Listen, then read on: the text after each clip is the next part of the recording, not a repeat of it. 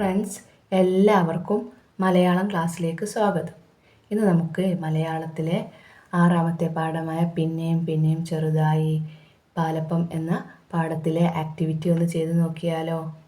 കൂട്ടുകാർ ചിത്രത്തിൽ കാണുന്നത് എന്താണ്? ഹലുവയാണല്ലേ? കൂട്ടുകാർ ഹലുവ കഴിച്ചിട്ടില്ലേ? പല നിറത്തിലുള്ള ഹലുവകളുണ്ട് അല്ലേ? ഇതേപോലത്തെ ഹലുവകൾക്ക് പ്രശസ്തമായ നാടാണ് കോഴിക്കോട്. കോഴിക്കോട് മിഠായി തെരുവിൽ പ്രശസ്തമായിരിക്കുന്നത് ഹലുവ, അതുപോലെ തന്നെ പല മിഠായികൾ കൊണ്ട് പ്രശസ്തമാണ് കോഴിക്കോട്ട് അങ്ങാടിയിലെ മിഠായി തെരുവ്. അങ്ങനെയാണെങ്കിൽ ആ മിഠായി തെരുവിനെ പറ്റി നമുക്കൊരു പാട്ട് പാടി നോക്കാം. എന്താണ് ആ പാട്ടിൽ പറയുന്നത്? കൂട്ടുകാർ ഒന്ന് നോക്കൂ. എന്തൊക്കെയാണ് പറയുന്നത്? താനാരം താനാരം തക താനാരം താനാരം താനാരം താനാരം തക താനാരം താനാരം. കോഴിക്കോട്ടങ്ങാടിയിൽ ഒരു മധുരത്തിൻ തെരുവുണ്ട്. മധുരത്തിൻ തെരുവിൻ പല പല പലഹാരക്കടകളുമുണ്ട്. മഴവില്ലിൻ മധുരം ചേർത്തു നിരത്തിയ പോലെ ഹലുവകളുണ്ട്. നിറമധികം രുചിയിലധികം അതിമധുരം ഹലുവക്ക്. താനാരം താനാരം തക താനാരം താനാരം താനാരം താനാരം തക താനാരം താനാരം. നല്ല രസമല്ലേ പാട്ട് കേൾക്കാൻ? അങ്ങനെയാണെങ്കിൽ കൂട്ടുകാർ ഈ പാട്ട് കുറേ പ്രാവശ്യം ചൊല്ലി നോക്കി പഠിക്കണേ. ഇനി നിങ്ങൾക്കറിയാവുന്ന ഒരു പലഹാരപ്പാട്ട് ഇവിടെ എഴുതി ചേർക്കുക. അപ്പോൾ നമുക്കൊരു പാട്ട് എഴുതി നോക്കിയാലോ? വട്ടം വട്ടം അച്ചപ്പം, അച്ഛനിഷ്ടം അച്ചപ്പം. വട്ടം വട്ടം അടയപ്പം, അമ്മക്കിഷ്ടം അടയപ്പം. വട്ടം വട്ടം ഉണ്ണിയപ്പം, ഉണ്ണിക്കിഷ്ടം ഉണ്ണിയപ്പം. വട്ടം വട്ടം പാലപ്പം, പാറൂനിഷ്ടം പാലപ്പം.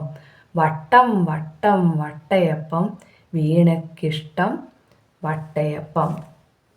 ഇങ്ങനെ ഈ വരികൾ കൂട്ടിച്ചേർത്ത് ഇവിടെ എഴുതുക. അടുത്തത് എന്താണെന്ന് നോക്കൂ. നിറം കൊടുക്കാം, എഴുതാം. ഈ ചിത്രത്തിൽ ആരൊക്കെയാണ് കാണുന്നത്? പാലപ്പമുണ്ട്, ഷൈനിയുണ്ട്. പാലപ്പം ഷൈനിയോട് ഹായ് ഷൈനി എന്ന് പറഞ്ഞു. അപ്പോൾ ഷൈനി തിരിച്ചെന്തായിരിക്കും പറഞ്ഞിരിക്കുക? ഹായ് പാലപ്പം.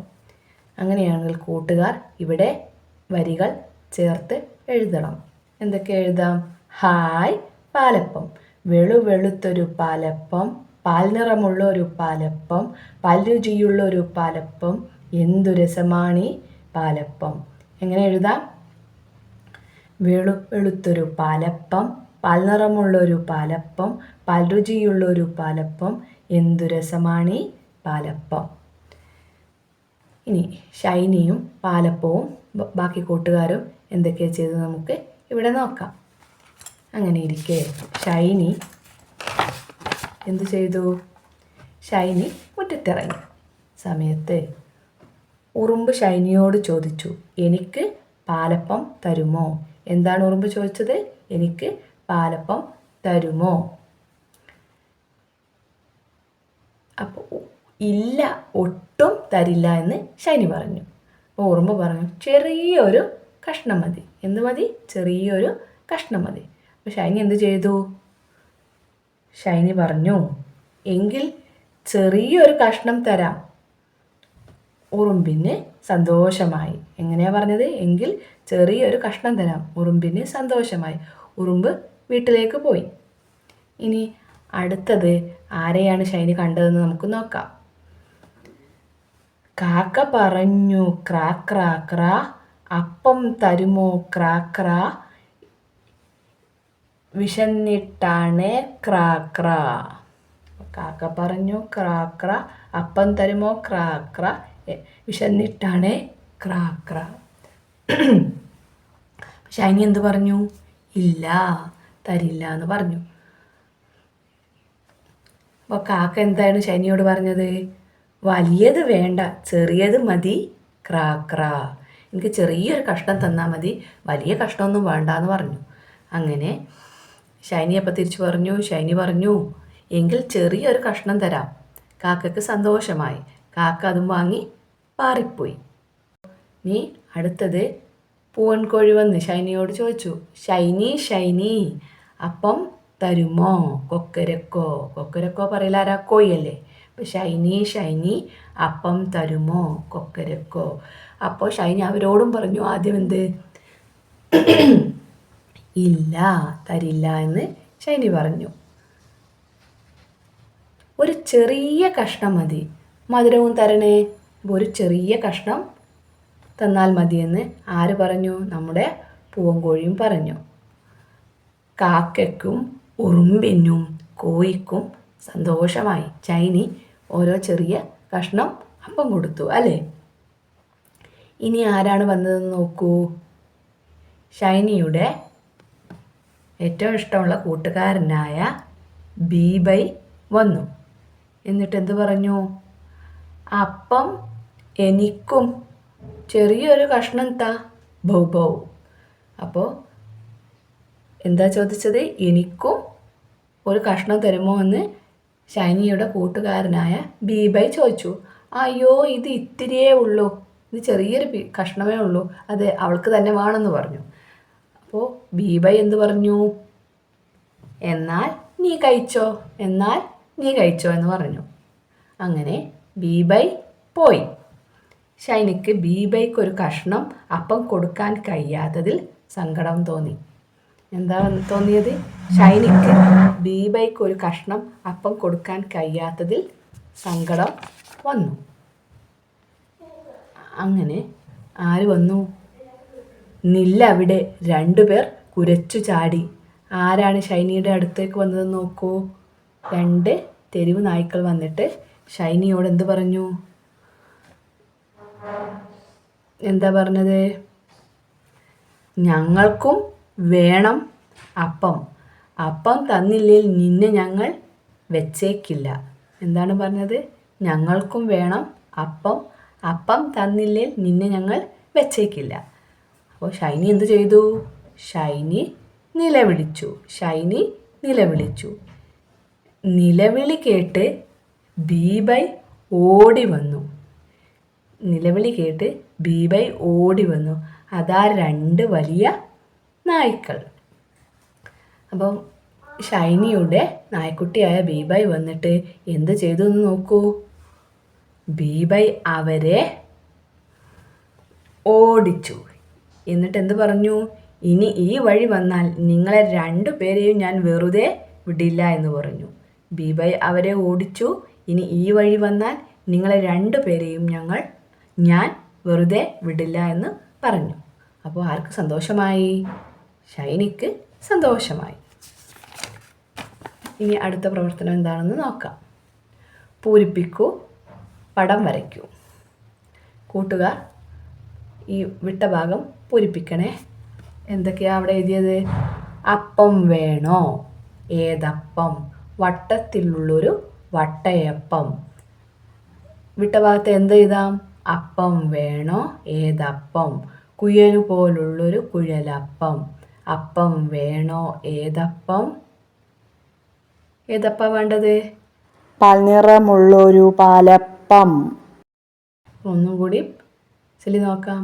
അപ്പം വേണോ? ഏതപ്പം? വട്ടത്തിലുള്ളൊരു വട്ടയപ്പം. അപ്പം വേണോ? ഏതപ്പം?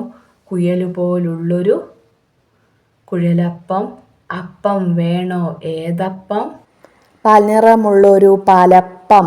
അങ്ങനെയാണെങ്കിൽ നമുക്ക് അടുത്തെന്താ നോക്കാം. ഉറുമ്പ് പറയുകയാണ്. എന്താ പറയുന്നത്? തിന്നാൻ ഇപ്പോൾ നേരമില്ല, കയ്യിൽ തന്നാൽ പിന്നെ തിന്നാം. ഉറുമ്പിന് സമയമില്ല. അപ്പോൾ ഉറുമ്പ് പറയാണ്, തിന്നാനിപ്പോൾ നേരമില്ല, കയ്യിൽ തന്നാൽ പിന്നെ തിന്നാം. ഇനി അടുത്ത പ്രവർത്തനം ഒരു പോഷകപാത്രം നിറക്കലാണ്. കൂട്ടുകാർ ഈ പോഷകപാത്രത്തിൽ എന്തെല്ലാം നിറക്കണം? നമുക്കറിയാം നമുക്ക് പോഷകങ്ങൾ കിട്ടുന്നത് ഏതെല്ലാം ഭക്ഷണങ്ങൾ കഴിച്ചാലാണെന്ന്. എന്തൊക്കെ കഴിക്കണം?